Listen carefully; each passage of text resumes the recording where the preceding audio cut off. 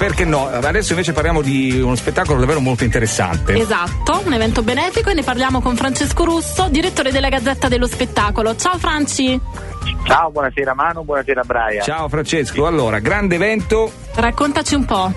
Un grande eventone ieri sera al Teatro Palapartenove di Napoli, sì, con 3 voci napoletane, Tony Colombo, Emiliana Cantone e Alessio, anche se Tony Colombo è palermitano oppure che canta in napoletano, lo vogliamo specificare. Questo evento non solo musicale, perché comunque ha avuto ospiti interessanti come Dario Bandiera, grande rumorista, e dei youtuber tipo Diego Laurenti oppure Ciro Barone, ed è stato un evento fondamentalmente di beneficenza.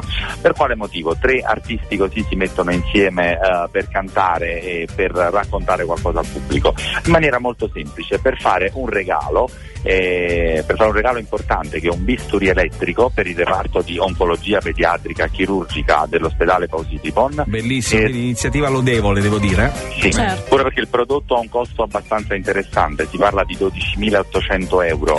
Questo prodotto si è preso proprio il dottor Nino Tedesco, primario del reparto di oncologia, che ha spiegato che questo bisturi di una certa tecnologia durante gli interventi non serve solo ad incidere come tutti i bisturi, ma serve anche a coagulare eventuali perdite di sangue. Quindi ha una doppia funzione importantissima, devo dire. Grandissima questa cosa, davvero. Sì.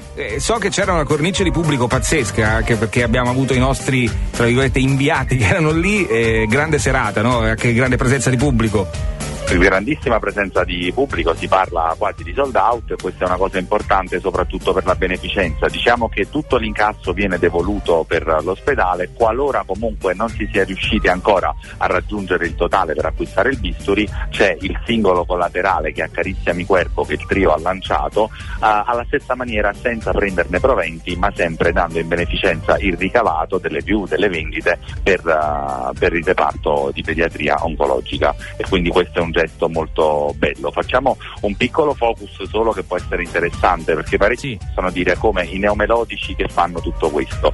Questo termine neomelodico, che viene usato diciamo per la prima volta nel libro Concerto Napoletano di Peppe Aiello nel 97, alla fine è un filone musicale underground, sotterraneo, chiamiamolo così, della musica napoletana, quindi non deve essere visto sempre come senso dispregiativo. Non deve essere demonizzato, direi. Assolutamente. No? Sì, infatti è un'alternativa musicale. È ovvio che comunque questo termine neomelodico racchiude anche fenomeni diversi, che sono poi quelli che portano lavoro anche ai comici nello spettacolo, che stereotipano sempre con caricature sul genere. Però in questo caso parliamo comunque di artisti, perché Tony comunque ha fatto televisione con Ballando con le Stelle, Emiliana è la nostra Mariah Carey napoletana. Emiliana Cantone ha un seguito pazzesco, devo dire. Sì, bellissima voce. Seguito. Tutti e 3 hanno un bellissimo seguito, e questo ci fa piacere soprattutto per i bambini, quindi questo evento è servito proprio a questo, ed è stato molto importante per loro. Perfetto. Speriamo che si prosegua su questo. Ma assolutamente, poi ti ripeto, quando ci sono iniziative così belle, lodevoli, con un fine così nobile, è giusto che ce ne siano tante, e noi li seguiremo comunque e sempre. Grazie Francesco. Grazie Francesco, noi ci risentiamo lunedì.